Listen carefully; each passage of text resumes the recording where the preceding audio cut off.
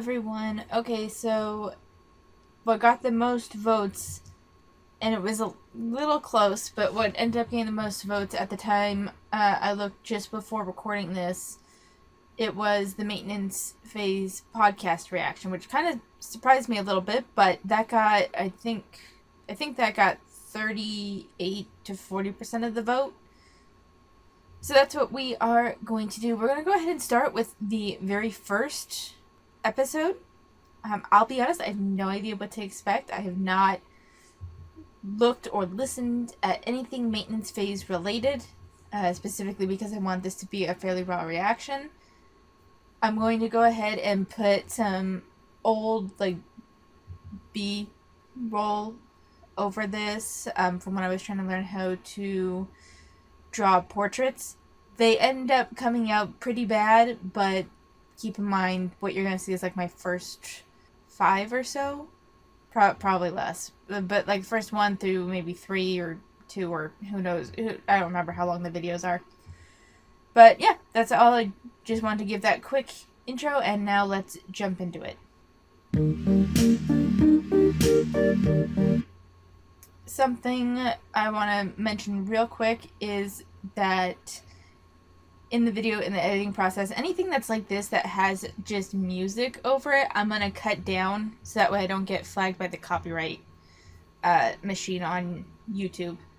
Hi everybody and welcome to Maintenance Phase. My name is Aubrey Gordon and I am here with my co-host Michael Hobbs. Hello. Yeah, hi. Hi. We're doing a little overture episode. This is like a little teaser because we know that when people find a new podcast, oftentimes they scroll down to the bottom of the feed. That's what I do. Yes. Yeah, so we wanted to give folks a little introduction to who we are, what this podcast is, and sort of what are some of the underlying critiques that are going to come up. And we're going to talk about our own experiences in relation to those. False. I will be revealing nothing about myself, but proceed. Ironically, the anonymous person here is going to be the vulnerable one. Should we talk about our inspirations for the show and how we got the idea of doing it? Yeah, why don't you kick us off on this one? So my desire to do a show like this came from a couple months ago. I was looking through the top charts on Apple Podcasts, and health, is one of the categories. And I was scrolling through the top, 50, 100 health podcasts, and very, very, very few of them were subversive at all or seemed to be in any way skeptical of the wellness industry. Mm-hmm. So I thought it would be a good idea to have a show that is kind of curious about this stuff. And if we find good ideas, that's fine.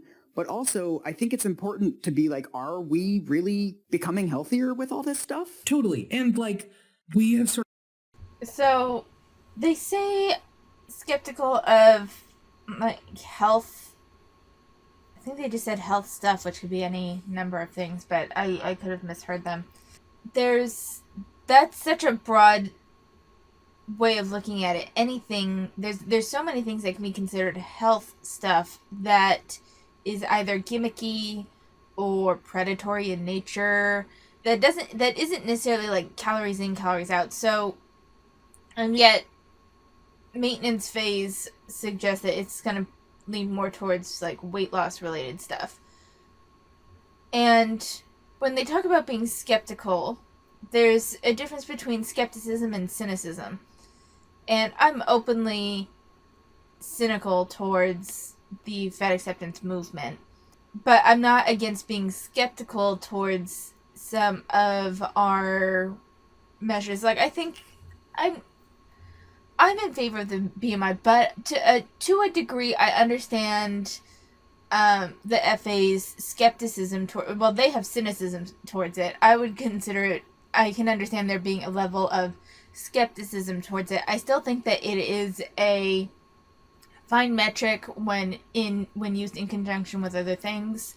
I don't think that it should be the sole determiner of obesity, but if it's what we have right now, it's what we have. I think skepticism for that is fine, but in my experience, a lot of FAs and a lot of the people that are against this focus on reducing obesity in the US and stuff look at it with a level of cynicism that prevents them from seeing any good in it. So it's interesting the way they're framing this. They're framing this as like health, like overarching health related, and yet I'm pretty sure we're gonna see.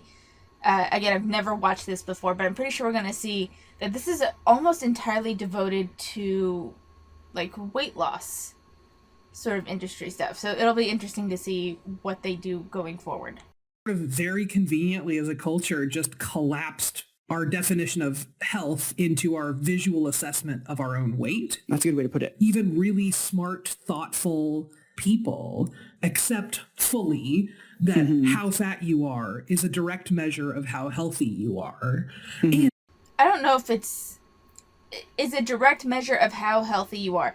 That is kind of a loaded statement. Because you're suggesting that people just see you and it's like, oh, you're fat, therefore you're unhealthy, which I think is still like a valid way of looking, but let's not just pretend that all we see is the weight. We don't just see the weight. We see the heaving of the chest and the labored breathing going up a flight of stairs. We see the food that's eaten. We see a variety of things that fat people talk about that's like, that doesn't seem healthy to me. And I understand that this kind of falls into what he just said of just seeing how fat someone is. But to me, if you can't fit in a standard size chair that has arms, then there's probably an issue. There's probably something that needs to be worked on there in terms of your weight. People that are on the chubbier side, maybe they're in the overweight category or very low level obesity. We're talking like BMI of 30, 31, 32 maybe. I still think that that's an issue. I still think, just from my own experience, as I've been working out and losing weight, I feel better. Now, is that directly the weight? Is that the healthier activities and life choices that I've been making, or is it a combination of the two? I don't know. I tend to view it as a combination of the two. I think me working on strength has made me feel better, and working on my running has made my breathing better, and just in general I feel better. But I think that the weight loss in my joints not carrying that extra weight also plays a role. There is something to be said for looking at someone, seeing that they're fat, and you can be fit and fat, but whether you are healthy and fat, and again, we have to talk about the definition of fatness here, because the FA definition of fatness is different than the average person's definition of fatness. So there's some things here that need to be defined. I'm going to actually withhold saying any more until I hear a little bit more from them. And the underpinning of that is that it is your responsibility to be as healthy as possible. Yeah, a lot of the other shows seem to have this kind of like, are fat people kind of vibe, where it's like this very exotic concept. And so we're just sort of taking that as a starting point. Yeah, we're going to assume that fat people are people. You know what? So do you want to tell people, who are these millennials telling me about Gwyneth Paltrow into my ears? Who are these millennials ushering me into the extended Goopiverse? What's your deal, Aubrey? What is my deal? So I am a writer. You may know my work as your fat friend. If you have read anything by that person, that's me. Hey. And I started writing about being fat because I'm a fat lady, and I have been a fat lady pretty much my whole life. When I graduated from high school, I was a size 24, which was at that point the largest size available even in plus size stores. So yeah, a lot of high school spent wearing sweatshirts with polo collars sewn in. They're like, if you're this fat, you must be 60 or 80. Oh, God. That's why I started wearing menswear, as we were talking about earlier. Anyway, like pretty much every fat person, I tried every weight loss method that was available to me. As I did that, as I went on diets and diet drugs and detoxes and cleanses and lifestyle changes and whatever else, the same thing pretty much always happened, which is that I would lose a little bit of weight, 10 or 20 or sometimes as much as 50 pounds. I would lose that weight and then I would reliably gain it back and then some. So my question is, and it's the same question that I ask anyone that says that they've tried all these diets and nothing's worked, did you stick to the diet even after you lost weight?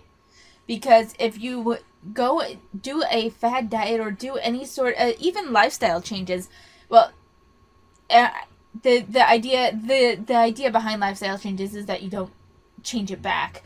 But we're just going to pretend that you branded it as a lifestyle change and you started doing all of these different things that weren't sustainable for you. You didn't do baby steps. You did whole leaps and bounds changes. You couldn't sustain it, so you went back and then you gained the weight back, and now you're like, the diet doesn't work. No, if you lost the weight to begin with, the diet worked. You didn't gain back the weight from thin air. It is an adherence issue. Now, was that adherence issue because you did too much too fast and it wasn't sustainable? Was it because you just didn't stick to the lifestyle changes that you needed to make? Was it that it was a fad diet or something, and something that just is inherently unsustainable and probably not very healthy for you anyway? What happened? You can't say that I lost all the weight, but then I inevitably gained it back. Something happened in between there. Something happened between I lost all the weight and I gained it all back. Something happened. Either you fell off the wagon, you didn't adhere to whatever changes you were making anymore. Maybe you started eating more. I don't know. But you don't lose weight and then mysteriously gain it back for no reason.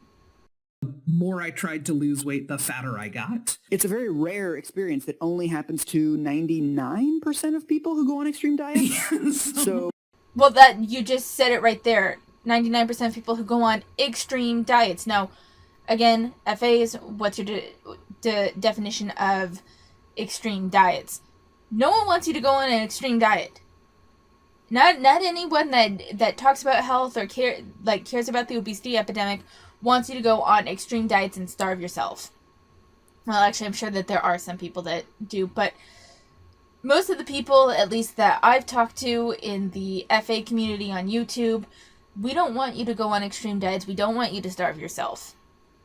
In fact, most of us don't even care if you lose weight. We just want you to be honest about it. But please give me the definition of extreme diet. If your definition of the extreme diet is the same as, like Hannah Talks Bodies, where a calorie deficit is considered extreme and like the wrong thing to do, then no, that's not extreme. You just don't want to reduce your eating. But again, what's your definition of extreme? No one's asking you to do an extreme diet by the general standards of what an extreme diet would be. I would consider the carnivore diet to be an extreme diet, and that works for some people. Good for you. I think for most people it's unsustainable. I think it is an extreme diet for a lot of people, especially if you're going from morbid obesity or super morbid obesity or anything like that.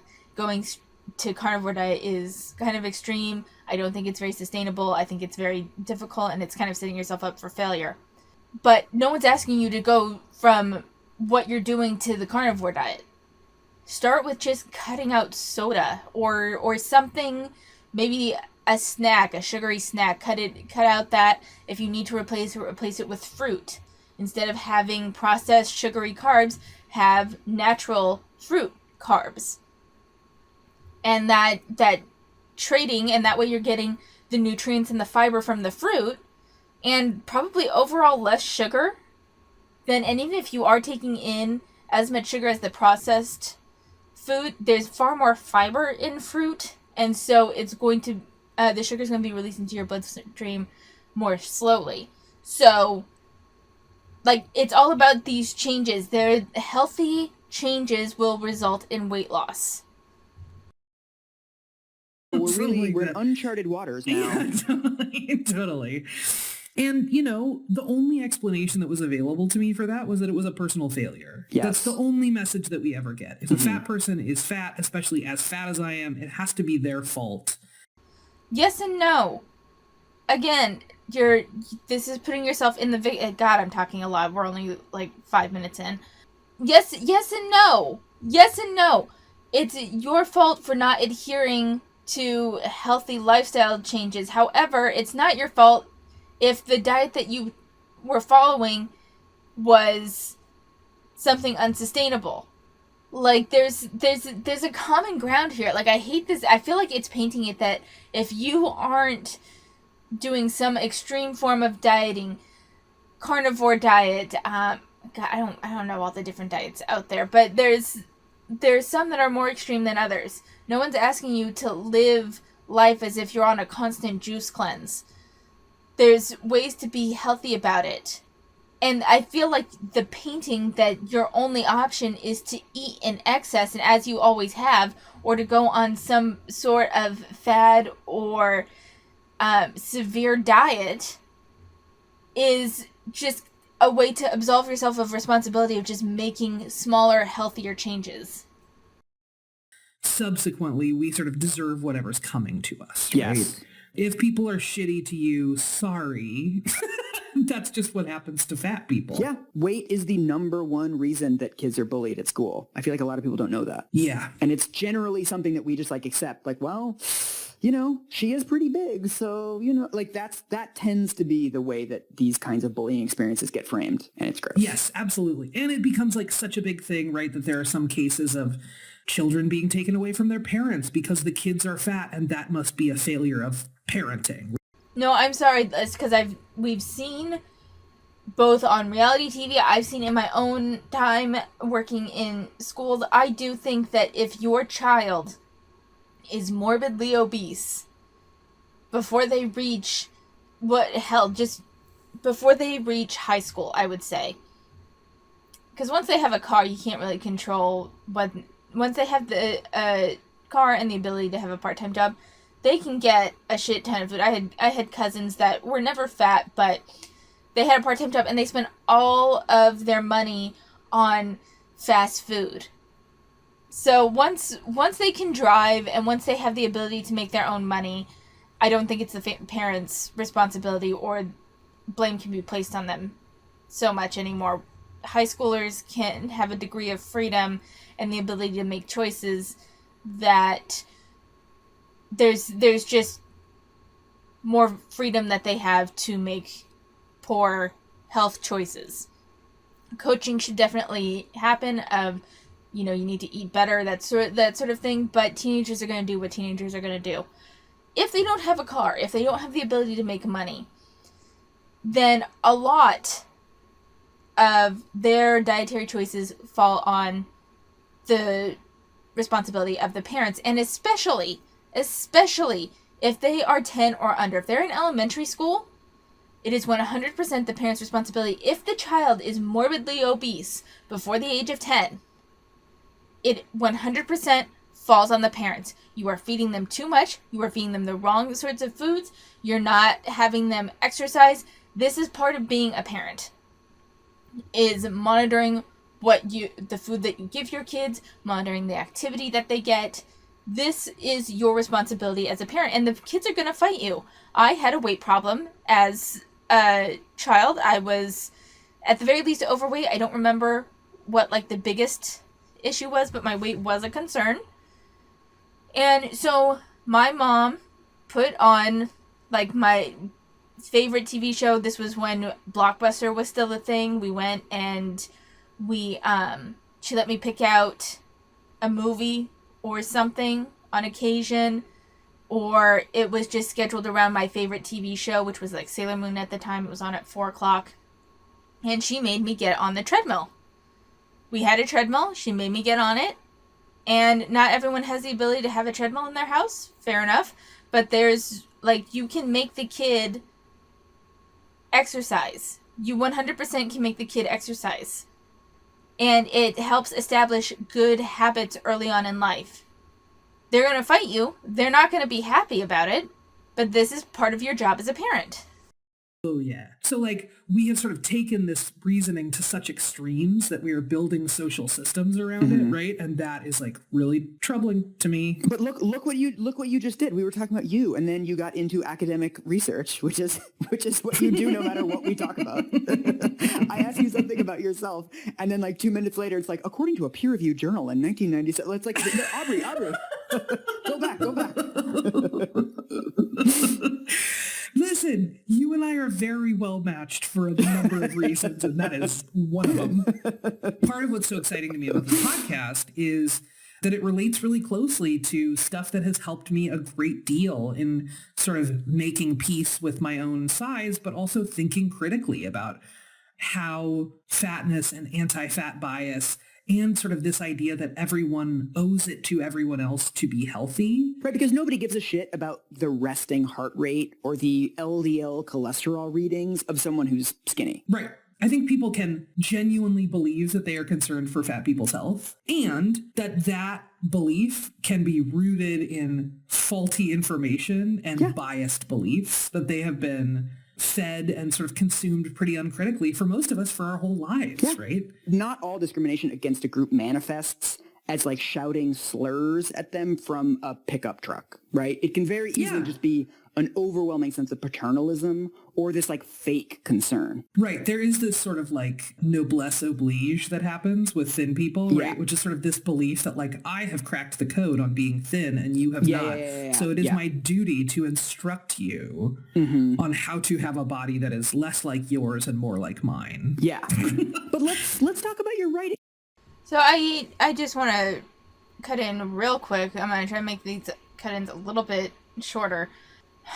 I don't think that you should just approach someone, approach a fat person and give them advice on this trait. I don't even necessarily think that you should go into a person's comments and tell them how to lose weight. But here's the thing, only if they aren't trying to promote something that is completely false, like weight is 100% genetic. If you're pushing that weight is 100% genetic, then yeah, people I think should go in and point out all of the issues with that, be it peer-reviewed studies, be it personal experience, giving advice on that front to show, like, no, if you cut out XYZ, you can lose weight. It's not 100% genetic. It depends on the circumstance, but I think it's reasonable. Writing, because this is how I found you. This is how a lot of other people found you. You started writing anonymously on the internet, what, 5 years ago? 4 years ago? Yeah. I had gotten into an argument with a friend of mine who I love dearly. She and I had gotten into this back and forth about a Cheryl Strayed quote, of all things. Shut up. That's where it started? That's where it started. Where, like, I had posted this Cheryl Strayed quote that was something like, is there anything more boring than listening to a woman bemoan the size of her own body or something like that? So I had this whole sort of back and forth with my friend who was like, well, but you don't understand how hard it is to stay thin. We sort of went down this road where she was like, you don't understand what it's like to be me. And I was like, cool, but also you don't understand what it's like to be me. Right. Right. We had this back and forth and I wrote her a letter and sent it to a friend of mine to take a look at. And I was like, hey, can you just tell me if I'm being like a total industrial strength jerk in this letter? Or if I'm like, this is okay to send to someone. And he was like, it's okay to send to someone. And also, maybe you should post it somewhere online. Because he was like, I'd like to share it. And I know a handful of people who probably would like to share it. And I was like, sure. So I posted it online. And then within about a week, I think 40 or 50,000 people had read it. So all of this means that you were into systemic bias before it was cool, Aubrey. I think this is what you're saying. Like you had the early EP. Anyway, so I started writing, for that audience, for people who were good, thoughtful, kind people who had never really thought critically about the ways in which they think about and interact with and treat fat people. Right. Just the condescension here. The condescension, the constant patting on the back. They really think that they are far more enlightened than the average person, especially the thins. It's something that's actually really irritating me. It's irritating me. It's so pretentious. It's so condescending. I'm trying not to get pissed off by it. Because I want this to remain somewhat constructive. But goddamn. We are the same age. We have both read a billion Newsweek cover stories that are like, the obesity epidemic, obesity among our kids. Like the same framing around obesity our entire lives. Like, how many times have we just seen a random sentence in a random article that's just like, da-da-da, fat people are unhealthy, da-da-da, right? It's one of those presumptions that sort of doesn't even need unpacking anymore. Yep. There's a lot of people who like believe this because this is something we've all been told a million times, and it's actually more complicated than that. Believe it or not, it's not as simple as every fat person is unhealthy and every skinny person is healthy and every fat person needs you to tell them that they are unhealthy constantly, and that Again, these extreme viewpoints of every fat person is unhealthy, every thin person is healthy, no one's saying that. Every fat person needs to be told how they're unhealthy and how to fix it, no one's saying that. I'm sure there's some people that do fall into those categories, but that's certainly not a representation of the vast majority of people that criticize the FA movement. And this, again, it feels like painting yourself to be a victim. will help them, and it's just like smoking. If we shame them, everybody will not be fat anymore. These are things that a lot of us believe without really interrogating them. Well, I mean, like, that's also part of what's, again, like, helped me pretty immensely, right, in feeling okay in my body is doing this kind of research, right? And finding that actually those messages, those specific actual messages, are part of what's making us fat. Ooh. And so is trying to lose weight. I mean, should we talk about the science a little bit? I think... Well, except hang on, because I introduced myself and then we started talking. I feel like you should do a little intro of who you are and what brings you to this conversation too. I wanted to skip that part. I was trying to keep the focus on Aubrey and the science. I'm sure you were, reporter. So this was like, I don't know, 8 years ago or something. I was on a date with a guy who was, I think, an anesthesiologist. And I was like, oh yeah, how has your job changed since you started doing it? Or something like relatively benign. And he started complaining about all of the fat people that he has to see and how it's hard to do anesthesia on them. And basically complaining about like the fundamental tenets of his job, which are like finding out what an appropriate dose of an anesthesia is for a patient. And I was getting more and more angry at him and like visibly annoyed on this fucking brunch date. And he was very quizzical about like why I was defending the basic humanity of fat people. And then at one point he sort of stopped and he's like, wait, did you have a fat mom or something? Like, he's like accusing me of like the only reason why I would give a shit about this issue is because like someone close to me is fat, right? And the worst thing about it is that he's fucking correct. My mom was fat growing up. And it was a huge part of my life growing up was that I saw how hard my mom was trying. Yeah. She was on a diet all the fucking time, which means the whole family was on a diet. And we saw her make different food for herself. Like she would make the whole family like a nice meal. And then she would sit there and eat raw carrots out of a bowl because she was on the fucking Ornish diet. And that was like a huge thing in the late 80s and early 90s. And I saw how hard she was trying. And I saw how shitty the world was to her. Okay, couple things. Sorry about your mom. The fact that she was on a fad diet probably didn't help her. It sounds like it was an extreme diet. That doesn't mean all dieting is bad. That means fad dieting is bad. And as far as the anesthesiologist complaining about his obese patients, like we all complain about like central tenets of our jobs. I'm sure once I have my own teaching position, I'm going to complain about something that's very typical in the job. Maybe I'll hate grading. Maybe I'll hate dealing with the parents. Like, there's just aspects of every job that you hate. And it sounds like obese patients are significantly harder to dose anesthesia for. And someone in the comments in my last video had mentioned that, because the dosing for obese patients has to be higher, there's also a higher risk of side effects or complications, especially with the surgery, because the spine is such a delicate area.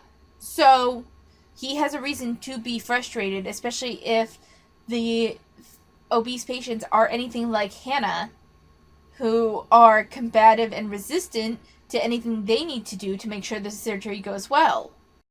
My friends made comments. We would be in public and people would make comments. Waiters and waitresses at restaurants would make comments. If she asked like basic questions about the food, like, oh, is the salad included with that? She'd get these sort of eye rolls, right? Like, oh, the fat lady wants to know about the salad. Like, it was so palpable to me just what bullshit it was, right? Because she was constantly being told that she should lose weight. And it was like behind the scenes, I knew as young as like 5, 6, 7 that like she's fucking trying her best, man, and it's not working. Mm-hmm. Everyone is shouting at her to do this thing that she is already doing, and nothing is ever enough. Right. And also, like, as a kid, I don't know, man, if you have a decent mom, right, like a mom who's like not abusive or whatever, Mm-hmm.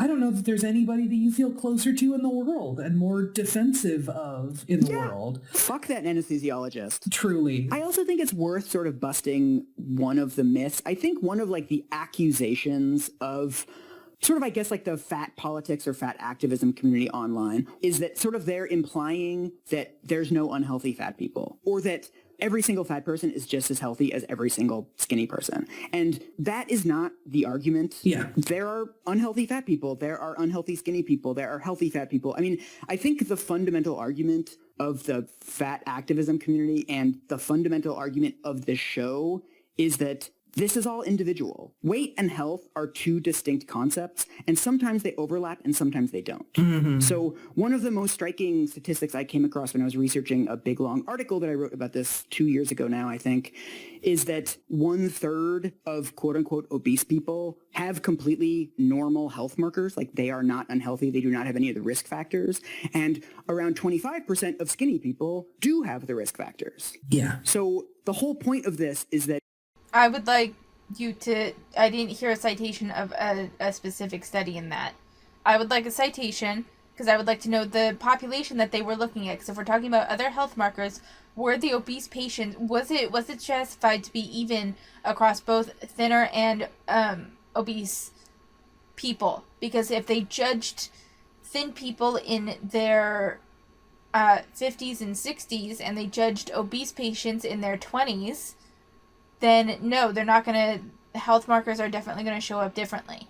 I'm hyper skeptical. I'm actually probably hyper cynical of arguments like this.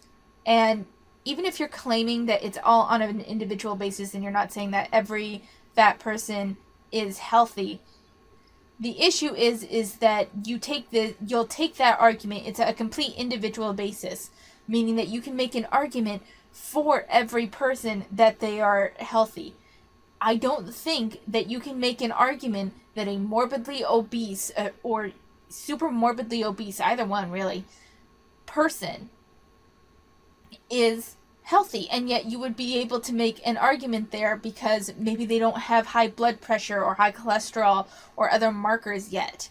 But if they are bedbound, if they struggle to walk, if they are breathing heavy going up a flight of stairs, that is a marker of unhealthiness. Like, it's of a lack of health for them, and it is tied to their weight, whether you want to acknowledge that or not. individual variation in this matters, and weight and health are not the same thing. This is all one big scatter plot. Yes. The idea of a healthy fat person existing is like inconceivable. Right. So health and weight are not completely separated. They interplay. There's an interaction between the two. Weight is a part of health. It is not a perfect circle, but there is a Venn diagram in which they overlap. And it's more of an overlap than I think that they are acknowledging. Your weight does play a role. I'm sorry, but you cannot convince me that someone who is 300, 400 pounds is healthy under any circumstance. They're just too heavy. Their joints are probably screaming. Just because they don't have any metabolic issues or anything that can be easily documented. I don't care if they're 19 with clean bills of health in every other circumstance. If they are 400 pounds, they are unhealthy. Weight itself can be a health issue. And I think this is where we will always fundamentally diverge from the fat acceptance group. Because weight itself can be a health issue, and I don't think that the FAs would ever be willing to acknowledge that. You can go on Google Scholar and you can find a million studies that find a correlation, right? If you look at a population of 1 million people, you'll find that weight is correlated with poor health.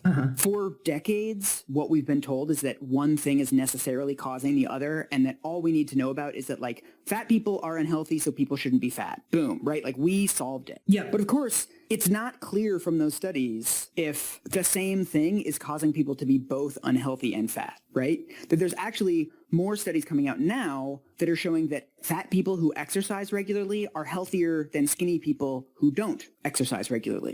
Diet and exercise do matter. Like, no one is pretending that those things have nothing to do with health. Some people are.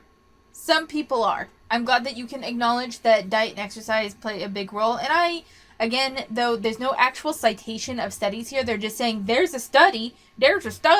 Like, I'm sorry, it irritates me. It irritates me that you guys like to prop yourself up as, oh yeah, we look at all these studies, we know all the research, and yet you're not actually citing anything. You're just saying there's a study. I can just say random there's a study too for anything that I want, and I don't have to back it up if I use your argumentation methods. Like, but I do think that we took a look at that study that they're talking about. I don't remember the name of it. I hate that I don't remember the name of it. Or the authors. Let's see if I can. Okay, I apologize. I had to, when we started back up again, there's probably going to be a little bit of a repeat because I accidentally pressed play when I meant to just talk to you guys for a moment. I tried to look up the study that they're talking about, but I couldn't find it specifically. I know vaguely the one that they're talking about. I don't remember the title or the authors, which makes it very difficult to find. And I remember seeing that finding of fat people that work out versus thin people that don't. But I think that this isn't great because I don't have it in front of me to review. But if I remember correctly, they were looking at a fairly narrow health markers for this to determine health. And while I do think that any amount of exercise is better than none, whether that makes them holistically healthier or not, I can't say. I don't have the study in front of me. They're not citing the study specifically, which is very frustrating. So I can't say specifically what it is. I could see, I'll just give some opinions. I could see how people who are overweight, not super morbidly obese, but people who are overweight or at like obesity 1 could have better health markers in certain areas than people who don't exercise.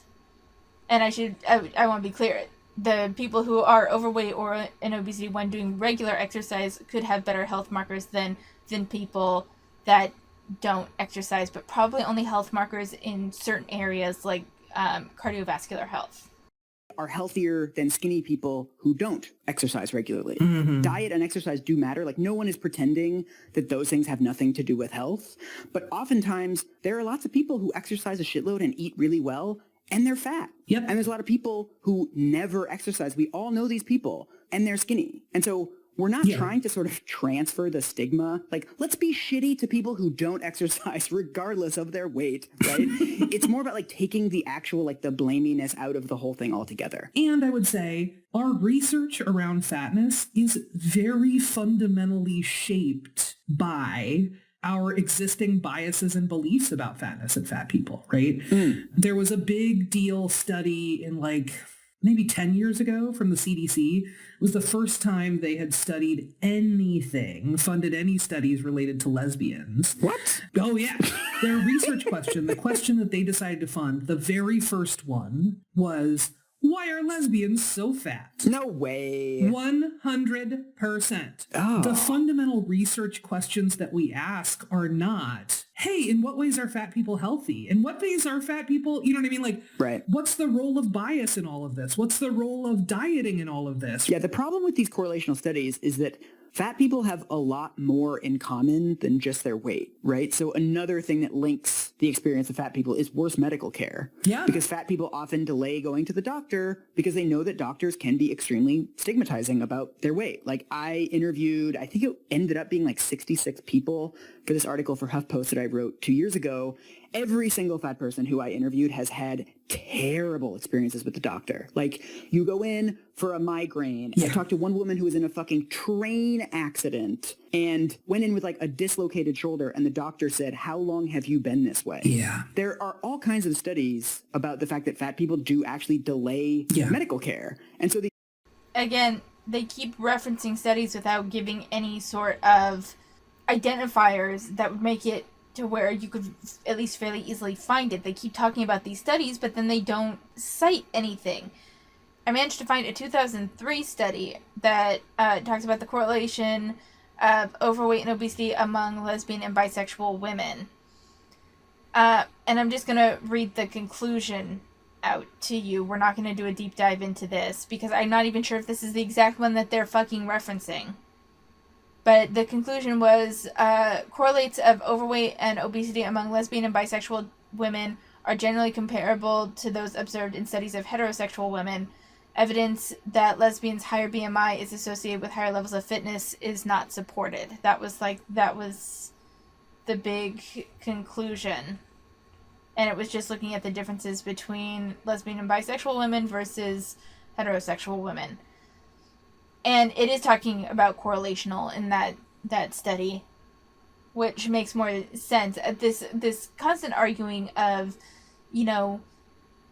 poor health outcomes are correlated with obesity, but correlation doesn't equal causation. Therefore, there could be no causation between the two. It's like, just because it may not be the only cause doesn't mean that it couldn't also play a role. But anyway, let's just go ahead and keep listening. The idea that that would have some sort of effect on their health over time is like not totally nuts. Like, I have spoken to fat people who have had tumors, like growths that show up on their x-rays, and their doctors will tell them, "Oh, lose weight before we do anything about it." And it turns out to be cancer. 100%. And I would say we have heard stories of that happening.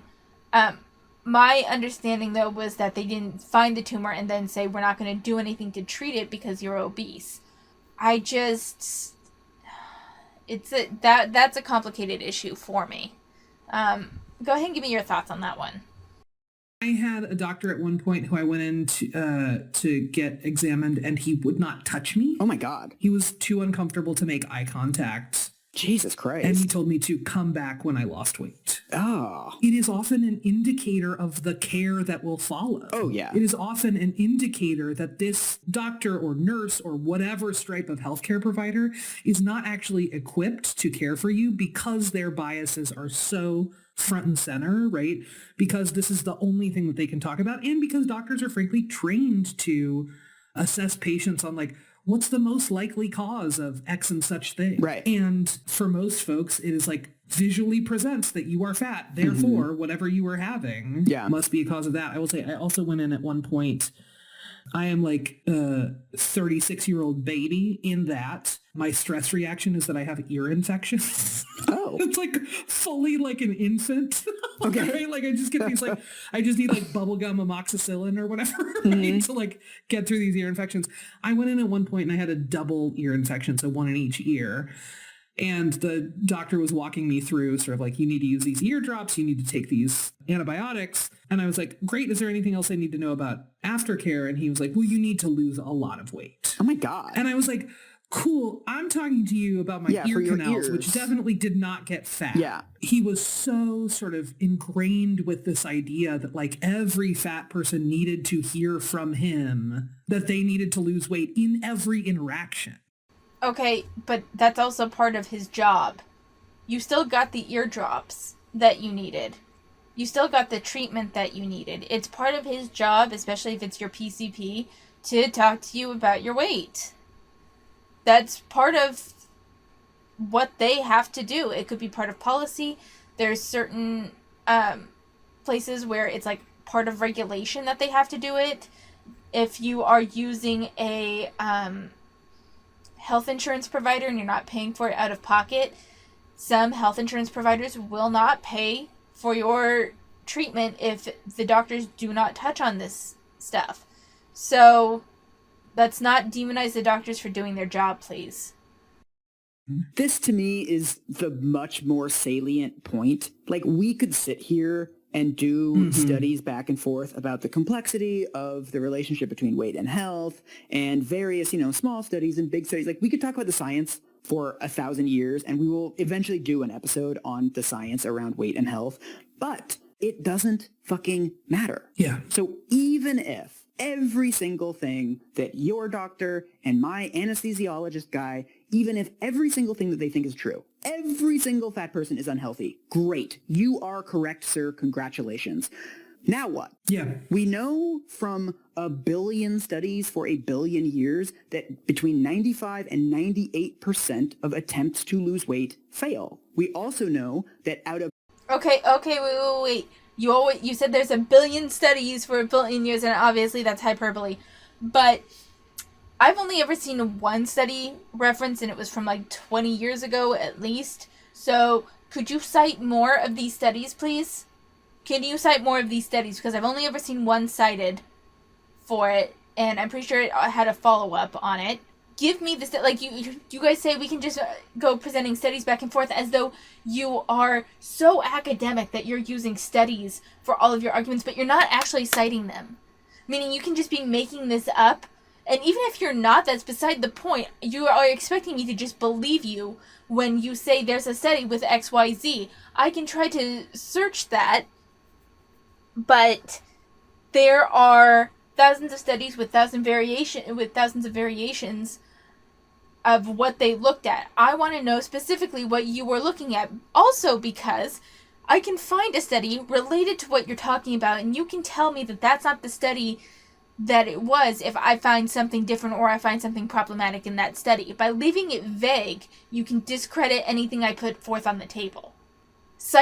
Honestly, if you're going to put all of this, and if you're gonna insist on being so study heavy, and you're going to act like this is you putting forth actual research, then put forth actual research, cite your shit while you're talking. I'm on the maintenance phase website right now, and it looks like there's transcripts, so they might be in the transcripts, but I shouldn't have to sift through the transcripts to see if I can find the citations of the studies you're talking about. You should reference, there was this study by author and author on XYZ. You don't have to give the full title, but if you can at least give me an idea of what the study was and the authors, then I can look it up and I can put forth my own thoughts and my own understanding of what was written there. But if you aren't actually citing that and you're just giving this general look of, it was this study that had this result, one, if you're misinterpreting that result, then it's not going to show up anywhere.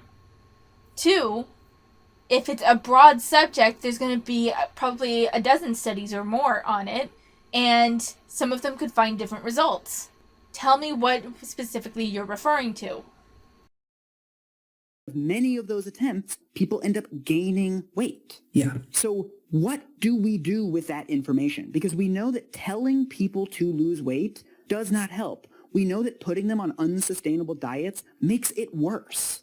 Yeah. Whenever I tell people that I wrote this article or that, this is a really important issue to me, everybody wants to debate the fucking science. And they're like, what about calories? Like, you get into these technical scientific debates immediately, and they don't fucking matter. Yeah. Be nice to people. Like, what fat people need is for their basic humanity to be acknowledged. They need a medical system that actually asks them what they need. Like, what?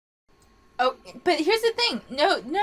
If we just even go back to the ear infection story from the other host, she got what she needed.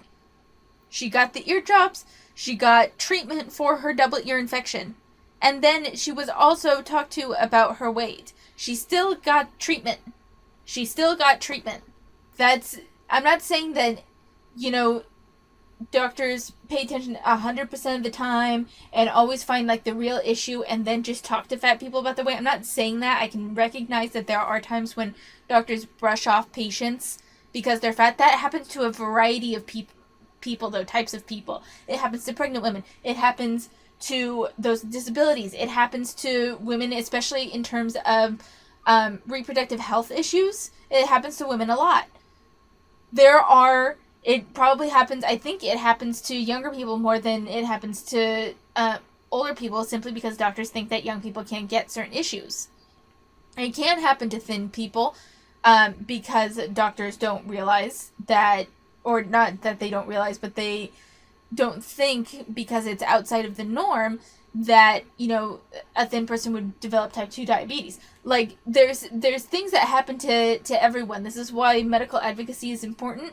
And it's also, I think, just generally, and I know I keep saying this, but I really feel like there's this over presentation of doctors as this infallible, or who's supposed to be infallible harbinger of medical wellness. And if they don't do that, then it's somehow intentional and they're just bad doctors, when in reality doctors are human. They do the best they can with the information that they have at the time, for at least 90% of them. I'm not saying that there's no asshole doctors out there. There are. But I think the vast majority of them do the best they can with the information that they have at the time, with what they know. What's going on with your ear, Aubrey? Yeah. Like, that's what people need. They don't actually need to be told for the 10 billionth time, lose weight, because that doesn't fucking work. Well, it does do one thing, which is it makes us fatter. Oh, right. It just makes it worse. Good point. Totally. So the experience of anti-fat bias amongst fat people is extremely universal. 94%, I think, of fat people in the U.S. report experiencing some form of anti-fat bias, like, recently. Yeah, it's bad. And most frequently, that comes from family, friends, partners, right? Mm-hmm. Folks will report about partners actually restricting their food intake or monitoring their food intake. Mm-hmm. But it also comes from people like their doctors and their bosses and strangers on the street and coworkers. It just comes from all sides, right? Mm-hmm. And what we know from research is that that triggers what researchers call obesogenic processes, my least favorite term. Not great. Which is a series of processes that actually make us fatter. In some cases, it's a result of cortisol and other stress hormones, right? That hang on to whatever energy you have got for your fight or flight response, right? No, I'm sorry. I'm sorry. But unless you're going to cite an actual study, I don't believe for 1 second that you gaining weight or anything, or even maintaining a morbidly obese, super morbidly obese weight, is because of stress. Stress doesn't manifest calories. It doesn't.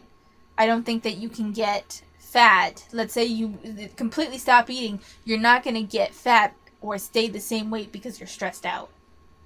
I really hate that narrative.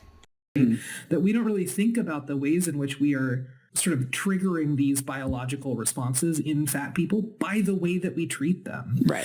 To your point earlier about your article, one of the things that absolutely blew my mind about that article, I've read it, I'm going to say 10 times at this point. Like, I just go back to it all the time and recommend it to people constantly. It's so good, buddy. It's so good. I tried to interview you for it, and you ghosted me on the internet. I'm still mad about it. That was, you know what? The year that I ghosted everyone.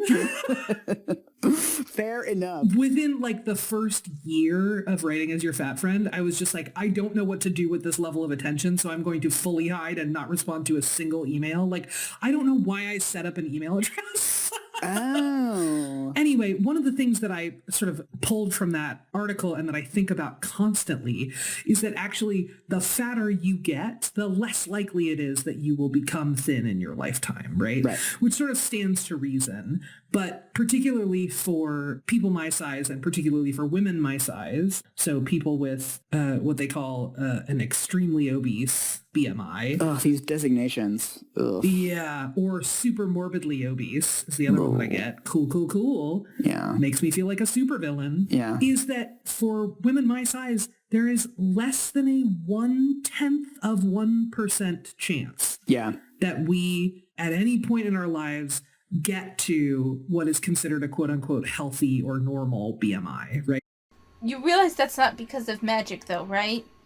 You realize that that's not because you're just incapable of doing that. It's because people that reach that level of weight either are in the fat acceptance community, in which they just brush aside fucking everything. And are like, fuck you, I'm healthy and fine as I am. And so they're not doing anything to help their situation. They are, once you're super morbidly obese, I do understand how diet and exercise may not be enough for those people. It can be for some of them, but for many of them, it's just not. Sometimes they need like the bariatric surgery or some other medical intervention to help them lose weight because they've just pushed their body past a certain point. It's not a matter of like that calories in and calories out doesn't work for them. It's that if they're super morbidly obese, there's likely, not all the time, but there's likely some sort of food addiction in there somewhere. And trying to overcome that through sheer willpower just isn't going to work. For those that are super morbidly obese and don't have a food addiction, there's still this humongous hurdle to overcome of proper eating and exercise in ways that they've never had to do in their lives. And if they're trying to do it by themselves, there's a level of setup for failure there because they need help. They need the help of a nutritionist or regular talks with their doctor, or at the very least a supportive community. And if they're in a community like this, no, they're not supported enough to lose the weight. Right. So we are talking about infinitesimal likelihood that this will succeed. And all of our treatment of fat people is predicated on the idea that this is not only possible, but if you can't do it, it's because there's something wrong with you. And it's necessary. It's like, no, you have to do this thing that is almost sure to fail and is likely to make whatever you have worse. Totally. And it's double dumb because we know, because again, there's dozens of studies on this, that regardless of the weight that you are at, if you eat well and exercise regularly, that's going to do a shitload for your health. You might lose weight and you might not. Yeah. It's much more important to focus on people's lifestyles and something that they actually can control rather than weight, which people can't really control to the extent that we think they can. Adjusting your lifestyle choices can help adjust your weight too, though. Like the idea that they're completely separated is just false. Huge number of people are fat because of various medications that they took, or, they can't walk around the block because they're disabled, or they have a hip replacement, or there's a million reasons. No, okay, but oh my god. No one's saying that they wouldn't need help. They do need help. But if you have a hip replacement and you're morbidly obese, then losing weight will help with that, the maintenance of that, or the functioning of that hip replacement. And no one's saying that you have to walk around the block, because there are people that are super morbidly obese that are bedbound that can still lose the weight with exercises in their bed. There's ways around almost everything. There is effort that has to be put forth. There are lifestyle changes that have to take place, and they need support. And I'm not saying that they don't need support. I think expecting everyone with weight issues to just pull themselves up by their bootstraps is a little short-sighted and unfair, because not everyone just ate themselves to that weight because of gluttony. I mean, gluttony plays a role, but there's a lot of people that got to that weight because they used food as therapy. They used food as a comfort to deal with trauma. Now, does that mean that they should just continue to use food as therapy because they have unresolved trauma? No. That means that they need help. That means that they need extra help. They need a therapist in conjunction with a nutritionist or whatever sort of weight loss plan. They need that mental space addressed along with their physical body. But that doesn't mean that they can't lose weight. Why people are at the weight that they are at, and there's not a lot that they can do about it. Yeah. I mean, I also think that that whole thing of lifestyle choices and stuff, I mean, that's basically a conversation between somebody and their doctor. I am not in the business of surveilling my friends to see how many minutes of exercise they're getting every day and how many fruits and vegetables they're eating. I'm saying that from an epidemiological perspective, we know that lifestyle changes affect health. Yeah. On a personal level, it's really not up to you to monitor the lifestyle choices of your friends, fat or skinny. Totally. And also, the health concerns around fat people are also very restrictive, right? There's not general concern about the health of fat people. That's just wrong, but I want to address that it's not your job to surveil someone else's lifestyle changes. I agree with this. I want to be clear. I agree with this. What I hate, though, what I think is reasonable to get frustrated with your friend over it. Like, let's say they're like, I just can't lose weight. It's just impossible. It's just, genetic. I've done everything that I can, and they're putting forth all of this, but yet because you've hung out with them, you went to their house, and you watch their YouTube, and they do mukbangs regularly. We've seen, there's even a show called, like, Secret Eaters. Some of you have recommended it to me. Now I'm kind of curious to look at it after I saw Cynical Dude cover an episode, and I kind of want to take a look at it myself. But there are people that just don't realize that they are snacking throughout the day, and that's one of their issues. So while I agree it's not your job, and nor should you surveil your friends' lifestyle habits, I think it's perfectly reasonable to get frustrated with your friends when you know that they aren't behaving the way they say they are. It's perfectly okay to also, I think, confront them a little bit about this false narrative that they're pushing, especially if you've heard it 1,000 times and you're frustrated and you're tired of dealing with it. I think that's fair.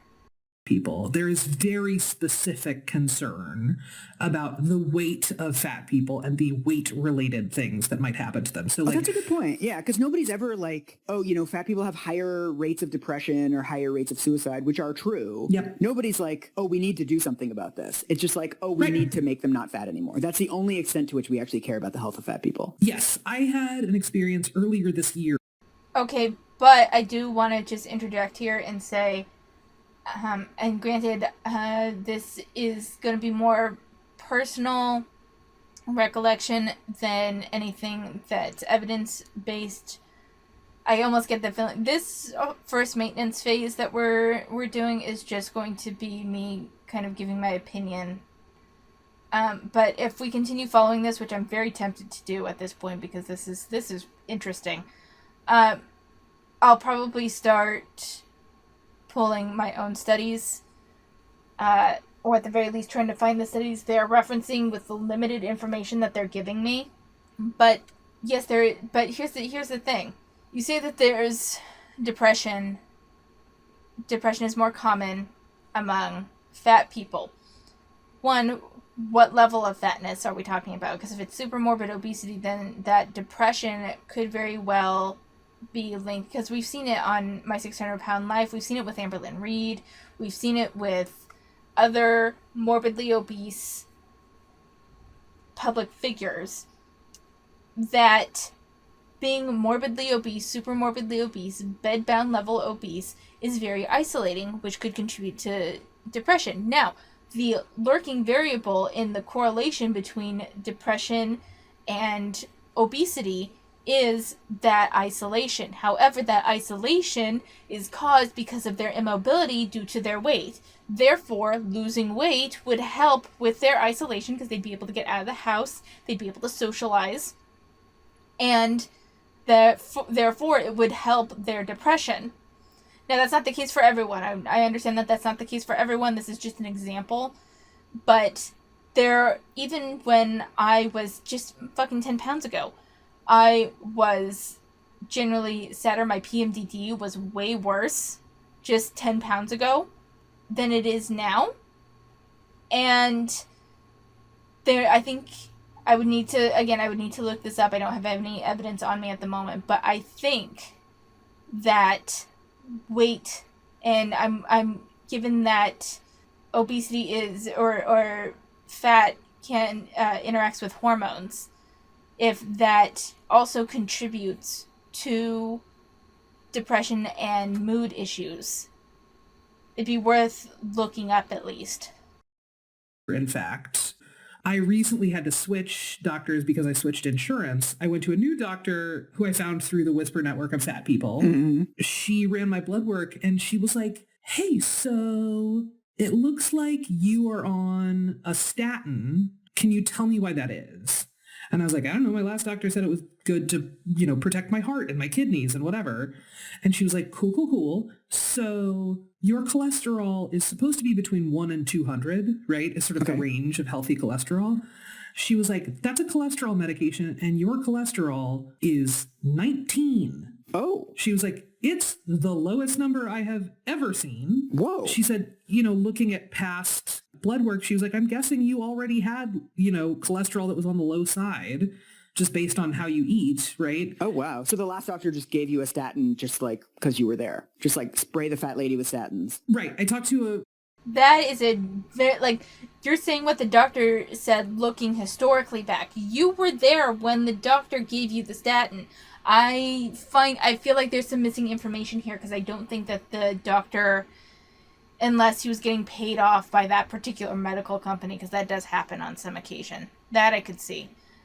But in general, I don't think that the doctor would necessarily just give you something without due cause. So either maybe your eating habits have changed since you were given that statin, maybe you exercise more, or do something differently. Because if you've been on that, I don't know if did they say how long they were on that statin? I don't think so.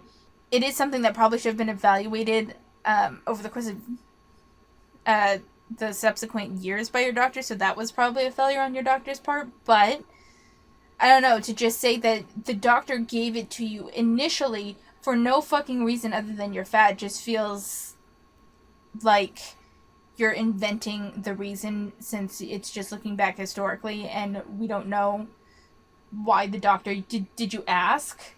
Like, it feels like there's missing information here. friend who's a physician assistant who said, actually, there is a school of thought in medicine that is like, you just put fat people on blood pressure medication, cholesterol medication, and blood sugar medication. Just do it straight out. Whether or not they're diabetic, they're going on metformin. Whether or not they have high blood pressure, they're going on a blood pressure medication. And that was part of what this doctor had done. And it put me at like a significant health risk, right? The risks of very low cholesterol are the same basically as the risks of very high cholesterol. So I was at like super increased risk of stroke, of like, heart attack, of like major problems, right? And that was a direct result of sort of like being treated the way that a fat person is treated. And not even telling you, too. That's fucked, too, to be like, oh, I'm going to put Aubrey on this, but not just like tell Aubrey, hey, because you're fat, I'm going to put you on this medication. It's just like sneak in the statin. Right. But so what do you want, I guess, non-fat people? The doctor can't force you to take any medication that you don't want. If they didn't give you proper reasoning, and I understand that there's this general trust that the doctors just know best, and like I said before, I do think that doctors generally do the best they can with information that they have at the time, but if you think that, like, you could ask them why if you didn't think that it was reasonable. I don't know. I think, it's not that I think that the doctor didn't fail at all. I think that the doctor should have been keeping an eye on her cholesterol, since this is, like, clearly an issue if it was that low. But to assume that the reason why they put it on in the beginning was for no other reason than she was fat. Could it be true? Possibly. But you didn't ask, and you're just assuming at this point to demonize your previous doctor. And that's where I kind of have an issue with it. People to know about like the history of all of this. Yeah. So, I mean, I think the thing that I think about most often is we are in a moment of like full moral panic about fat people, right? It bears repeating and is often sort of left out. We're not in a moral panic over obesity or fat people. We're not. The FA community is trying to make this a moral issue when it's not. Of this conversation, but like, despite the fact that we are all freaking out about fat people at this moment in our history, there have always been fat people, right? There may be more fat people now than there used to be, but like people's bodies look different. There have also always been tall people and short people, right? There have also always been disabled people. We have to get out of this mode of like envisioning a world, which I think many public health institutions do and many individuals do, which is that like the best and healthiest world doesn't have fat people in it. I remember coming across, I haven't been able to find it again actually, but I remember very vividly years ago looking into this and coming across a European, like a PDF from some European institution that was basically proposing that all public health messages should be geared toward health rather than weight. Knowing what we know about how ineffective diets are, we're never going to have a world where there's deliberately fewer fat people. So what we can do is focus on health. Because honestly, diet-related disease is a real problem. Like heart disease is a problem, strokes are a problem. Mm-hmm. And I think I stole this from Kat Pausé. I stole this from somebody, but it's like we've given up health to focus on weight. Yep. That's the point of public health, is to make us healthier. It should not be the point of public health to make us skinnier. I personally think that weight and weight-related messages should have no role in public health whatsoever. I pretty strongly agree. I mean, I also think like part of, if we really want to tackle sort of the sets of issues that you're talking about here, diet-related disease, getting people moving regularly, getting people eating more vegetables, all of that kind of stuff, then we need to create the conditions in which that is possible, right? Oh, yeah. So we need to address the conditions that have parents, and particularly single parents, working multiple jobs to make ends meet, which means there is no time to prepare food and there's often no money to buy like fancier, fresher foods, right? Right. We also have to, if we really want to get at, sort of a collective and healthier society, we actually paradoxically need to stop treating health as a mandate and as a moral obligation, right? Yeah. And we need to stop believing that we can assess that we can and should assess another person's health by looking at them. If you really want to help somebody's health, build them a bike lane. You know what? Get out there with cones. Totally. If you really want to help somebody's health, make sure they have a living wage. Yeah. Make sure they have a place to live. Make sure they have enough money for food. I mean, the corollary to my belief that public health should give up on weight and focus exclusively on actual public health is basically the idea that individual messages and cajoling messages and fucking billboard campaigns don't work. We've had 30, 40 years now of telling people that fruits and vegetables are healthy, that everybody should get 30 minutes of exercise every day. I don't know if there's an American alive who doesn't know that. Yeah. In the same way, telling people cigarettes were bad for them did not work. No, that did work. That did work. We've had a significant drop. The younger generation doesn't smoke. Well, vaping has become the new thing, but when it comes to cigarettes, subsequent generations smoked less. The idea behind the billboards and behind all of this isn't necessarily, I mean, it would be great to change those that already have bad habits, but it's also a matter of building good habits in the next generations, because the more the message gets out, the more it's well known. You say that I don't think there's an American around that doesn't know this stuff. There are. There's a lot more to it than that. Now, we're about halfway through, and I have talked quite a bit. Wow, I'm over an hour into recording time. I'm going to have to cut it here in order to get this out next week. But we'll go ahead and finish this next time. We'll make this a 2-part palate cleanser. And there's been, I'm getting more and more ideas of stuff that I want to do, so I'm starting to think that I'm going to toggle back and forth between Year in the TikTok stuff and some of this other stuff, like maintenance phase, like the AMA decision, like some of the other stuff that I have planned. I actually have a whole series that I'd like to do that's completely different from anything I've done on this channel before. But I still kind of want to save that for a 3,000 subscriber special. We're only 100 subscribers away. And I kind of want to save it so I have time to announce it and kind of get the idea more rolling and solidified. But so we're going to go ahead and finish this next time. I actually think that I might continue to go through maintenance phase on a regular basis. We might do like a 3 rotation of Year in the TikTok. Following 2 weeks would be a maintenance phase episode.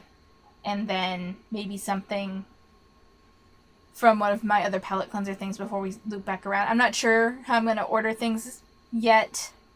But I'm feeling a flood of inspiration right now, and I kind of want to follow it. But in the meantime, this is all I have for you right now. I hope you enjoyed this. I chose not to weigh myself this week. Last week was, at the time of this recording last week, which was the 17th through the 21st, was my birthday and I ate poorly, and then I had a flood of very stressful events that thankfully have subsided somewhat, but I stress ate a shit ton through that time. So I did not get back on track like I was trying to. I'm going to try to get back on track this coming week now that I'm not quite as stressed and I really need to come up with better coping mechanisms. The How to Full Boyfriend, the first part of How to Full Boyfriend has been edited now, and I'm going to post it sometime, probably before you guys even see this video. It'll be on my other channel.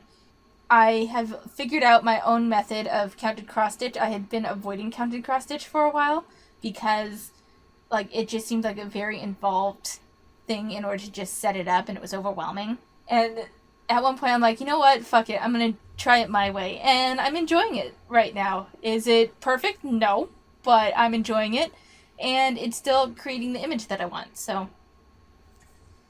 let's see, anything else? Not that I can think of. My brain's not, I'm not lining things up super well right now. So I think I'm going to just leave it there. Thank you so much for watching. I hope you enjoyed this. Take care of yourselves, and I'll see you next time.